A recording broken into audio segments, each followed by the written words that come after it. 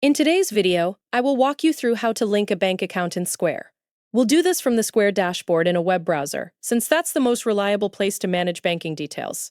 Start by signing into your Square dashboard using any modern browser. Once you're in, look for the Settings menu. Open Account and Settings, then go to Banking and select Bank Accounts.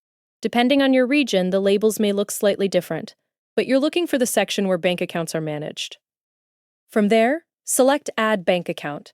You may also see options like Link an Account or Add External Bank Account. Any of those options will take you to the same place. Square will now ask how you want to verify your bank account.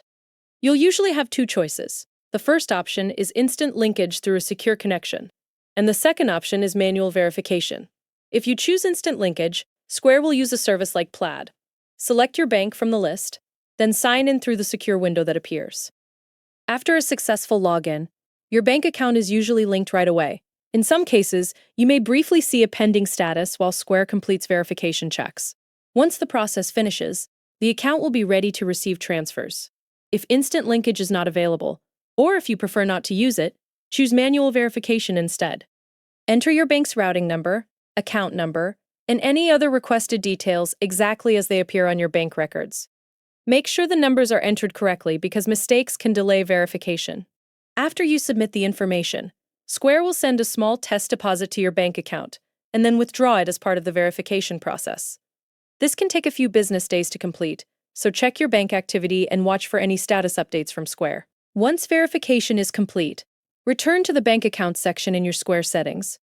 When your bank account shows as verified, it will be eligible to receive transfers from Square. If you are replacing an existing bank account, make sure the new account is selected as the active account for payouts before your next transfer is scheduled.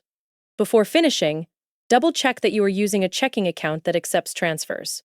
Also confirm that the name on the bank account matches the business or individual profile connected to your Square account.